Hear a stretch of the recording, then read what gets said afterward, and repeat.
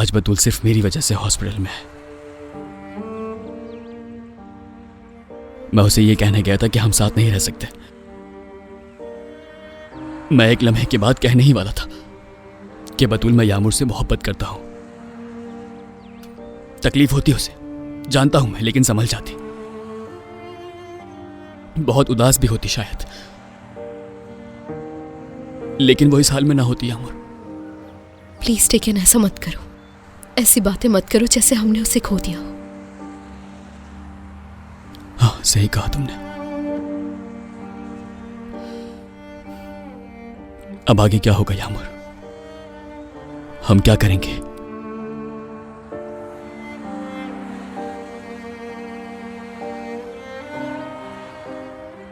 जो करना जरूरी होगा।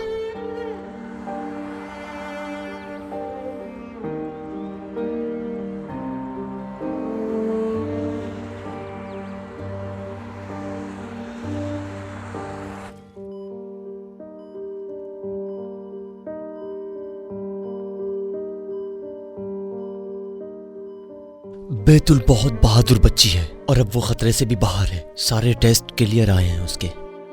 मेरी बेटी ठीक है? हमने उसके जिस्म से गोलियां निकाल दी हैं। बस एक गोली ने मसल टिश्यू को नुकसान पहुंचाया है और दूसरी उसकी रीढ़ की हड्डी में लगी है। लेकिन मेरी बेटी ठीक तो है ना डॉक्टर? हम अपनी पूरी कोशिश करेंगे, लेकिन रीढ़ की हड्डी को बहुत नुकसान पहुंचा है। क्या मतलब है? दुआ करिए आप, लेकिन हो सकता है कि उसे फालिज हो जाए। मतलब आप कह रहे हैं कि मेरी बेटी पहले की तरह अब चल नहीं पाएगी? हम इंतजार करेंगे और देखते हैं क्या होता है। इसके लिए सर्जरी भी है और बहुत सारे तरीके हैं। मेरी बेटी चल पाएगी या नहीं डॉक्टर? हाँ, ऐसा हो सकता है बदकिस्मती से।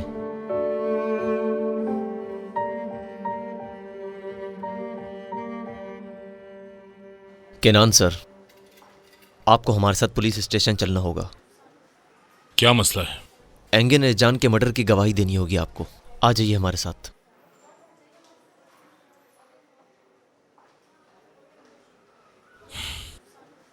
ठीक है, चलें।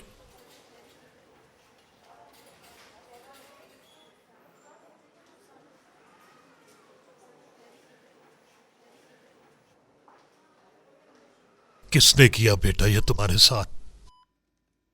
बताओ मुझे, किसने किया?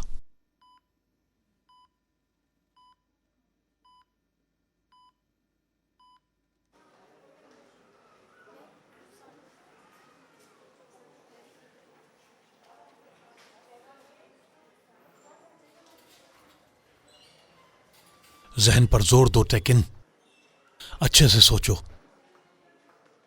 मुझे बताओ कि वो लोग कौन थे जिन्होंने मेरी बेटी पर गोली चलाई? कोई छोटी सी बात।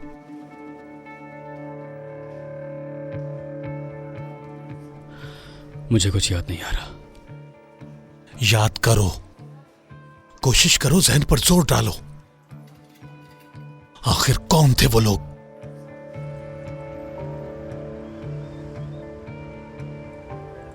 सदफ ने पुलिस को सब कुछ बता दिया। अदनान कोई भी बेवकूफी कर सकता है। कुछ भी करो, उसे पुलिस से पहले ढूंढो। जी ठीक है भाई, मैं ढूंढता हूं उसे।